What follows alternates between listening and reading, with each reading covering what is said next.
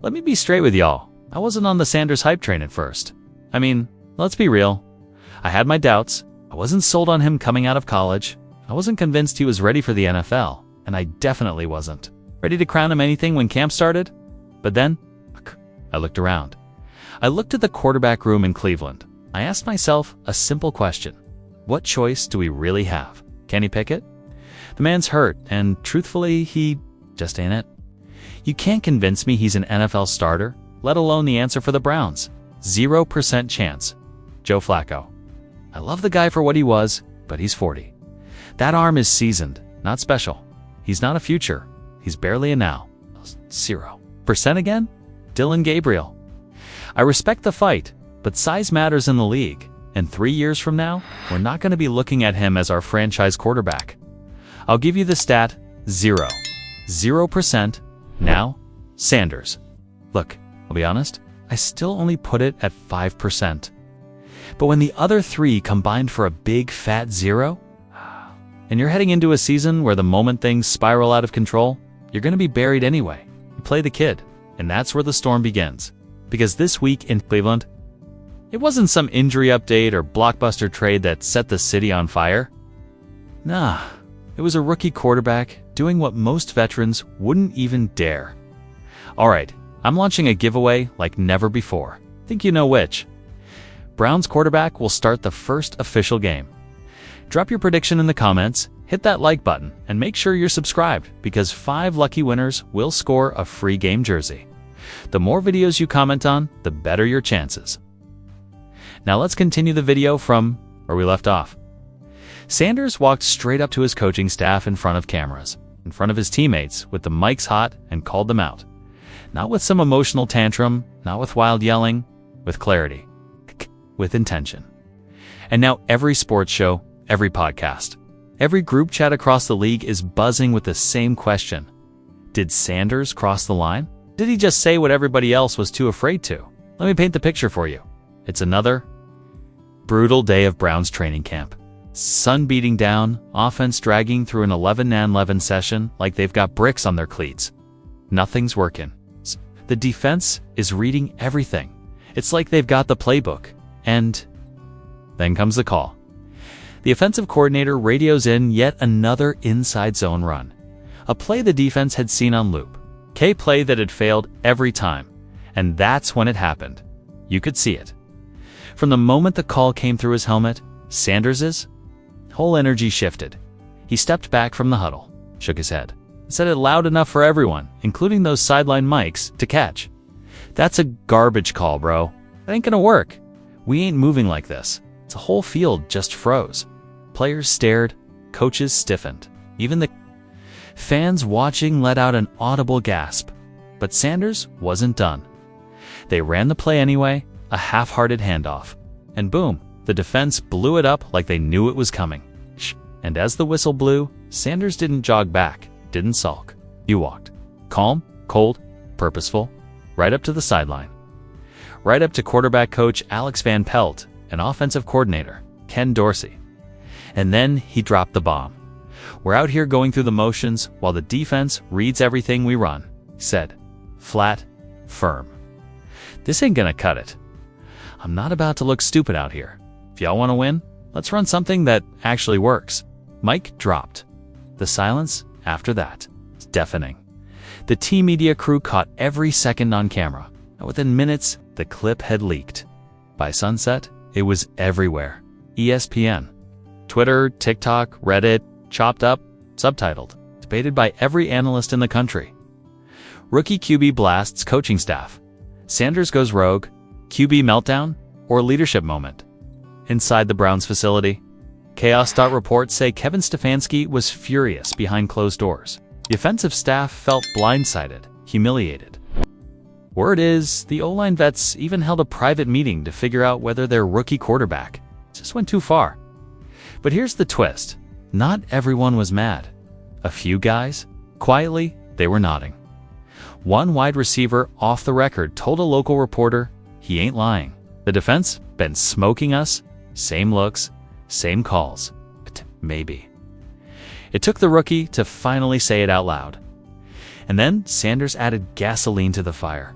Later that night, he drops a cryptic Instagram post. No caption, no tags, just a shadowy photo of his cleats in the dirt and one line of text. Can't elevate surrounded by those comfortable, average. Boom. Viral. Every sports subreddit lit up. But this moment, it's bigger than a sideline spat. It's about more than one play call or one practice. This is about the real question that's haunted the Cleveland Browns for decades. Can this franchise actually develop a quarterback? Because when you look at the graveyard, Tim Couch, Johnny, Manziel, Baker Mayfield, the Deshaun Watson chaos, it's a pattern, a legacy of failure. And now, here comes Sanders, not to join the line, but to end it. He didn't come to Cleveland to play it safe. He came here demanding excellence. Not just from himself, but from the coaches, the staff, the system. And when he stood there on that field and said, "We ain't moving like this," what he really meant was, "I refuse to repeat history." Stephen A. Smith said it best. "I love that fire, but you better back it up. This is the NFL, baby." Skip Bayless? Of course. He trashed him, called him an Instagram quarterback, said he's acting like he's smarter than the staff before he's even played a real snap. But Shannon Sharpe had the most balanced take. If this lights a fire under the coaches, good. But if he can't deliver, this will haunt him. And let's not forget what that anonymous AFC QB said online. Handle that stuff behind closed doors. Don't make it a circus. Kes. But here's the thing. Maybe the circus is exactly what the Browns needed. Because how many more years are we supposed to sit through the same loop? Exciting young QB, conservative play calling? A spark, then the collapse. Wash, rinse, repeat. If Sanders' stand broke that cycle, even a little, maybe, was worth the risk. And here's the kicker, ... the very next day at practice. Sanders ran with the first team. No punishment, no demotion. In fact, the offense looked different. Faster, sharper, more aggressive. A few deep shots created formations. Was it coincidence? Maybe. Or maybe ... they heard him, out and clear. The coaches haven't said a word publicly. No statements, no fines, no denials. But the Browns' social media. They posted a photo of Sanders throwing that day. Caption, "Locked in." But don't get it twisted. Behind the scenes, the pressure. Suffocating. Every throw now matters. Every third down. Every sideline glance. The spotlight was already on him, but now it's white hot. And Sanders lit the flame himself. So now we wait. Either this becomes the moment that changed the Browns, when a rookie stood up and demanded better, or it becomes the moment where the walls closed in. The locker room turned cold. And yet, another promising quarterback got swallowed by the Cleveland curse. There's no turning back now. Sanders planted his flag, not just as a player, not just as a rookie, but as a man trying to change the culture. And whether it was a brilliant stand or a fatal mistake, the entire NFL is watching. You're not going to believe this, but we just got a game-changing update out of Cleveland. I need to walk you through what it really means, because this is not just your typical preseason rotation. This is a signal, a statement. If you're paying attention, it tells you everything about how the Browns view Shedeur Sanders right now. Now look, I've already done a couple uploads today, so when this news broke, I was mid-edit. Halfway through a thumbnail, but I stopped everything, because Sanders is officially starting the Browns' first preseason game this Friday. Let me repeat, that's starting, not getting mop-up duty. Not just some late third-quarter reps against guys who'll be working at Home Depot by September. No, Sanders is starting. All right, I'm launching a giveaway like never before. Think you know which Browns quarterback will start the first official game? Drop your prediction in the comments, hit that like button. Make sure you're subscribed, because 5 lucky winners will score a free game jersey. The more videos you comment on, the better your chances. Now let's continue the video from where we left off. And listen, I didn't see this coming. I genuinely thought they were going to be cautious. I thought maybe we'd see him in the second half, just to ease him in.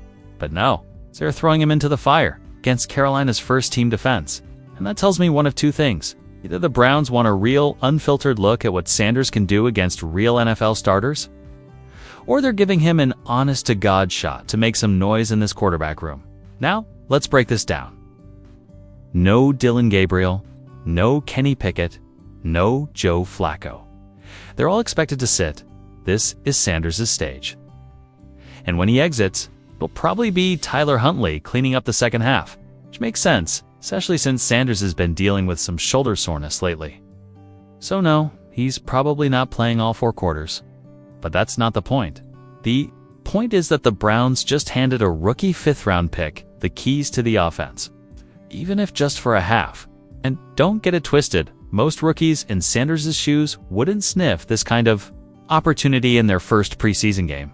I don't care what round you were drafted in, this is rare. It's his big dot, and yeah, I know some people are out here still crying conspiracy, saying the Browns are hiding him, sabotaging him, refusing to give him a shot. You still feel that way now? Because this looks like a team that's not just giving him a shot. They're clearing the runway and saying, let's see what you got, kid. But let me ground this in reality too, because I know how this goes. The expectations around Sanders are through the roof. Some fans expect him to walk out there and instantly light it up. While I get the excitement, I'm excited too, we've got to be fair. Let's talk context. He's going up against Carolina's first-team defense. And he's not exactly getting Cleveland's first-team offense to back him up. I'm talking about second-team offensive linemen, maybe even some third-stringers. No Jerry Jeudy, no Njoku, probably no Jerome Ford. His receivers, Deontay Johnson, maybe Cedric Tillman. His backs, you're likely looking at Dylan Sampson or Amari Marshall. That's who he'll be rolling with. So this is 1s versus 2s. This is a tilted field, so here's where I stand. If he struggles, okay. Not panicking. I'm not going to sit here and say, oh no, this guy's a bust, because anyone being honest would admit a tough ask. But if he plays well, if he moves the ball, makes good decisions, keeps his cool under pressure, man, then we might really have something here, because this game is what I call a can't-lose scenario. It's not win or go home, it's win or learn. That's it.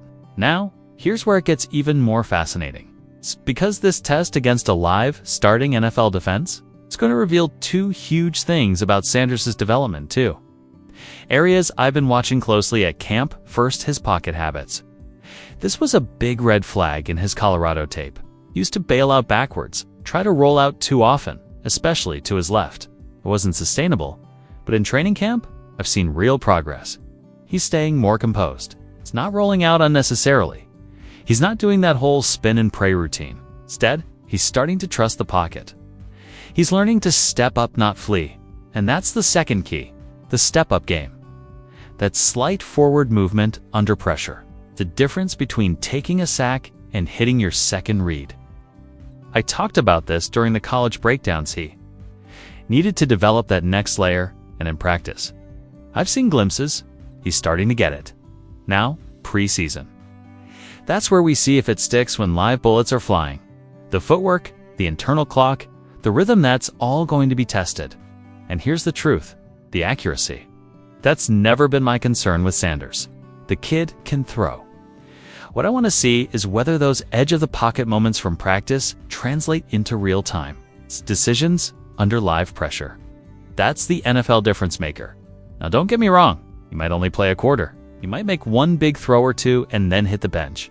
But that could still be enough, because this isn't about numbers. This is about how he commands the moment, how he handles chaos, how he reacts when the pocket collapses, the routes break down, and the defense is flying at him full speed. That's the test. That's what I'm watching for. And look, there are always going to be people with their agendas. Some folks are just waiting for him to slip up so they can say, see, told you he wasn't ready. Others will bend over backwards to excuse everything. I'm not here for either extreme. I'm here for what actually happens. Because if Sanders goes out there, stumbles a bit, and looks like a rookie thrown into a tough situation, I'll say it, if he surprises us all and plays like a future starter against a real NFL defense, I'll say that too. But either way, the Browns are giving him the shot. A real one. It's not just lip service. And that, whether you're a Sanders fan, a skeptic, or just someone watching this Browns QB room like a hawk's worth paying attention to. Let's see what the kid does with it.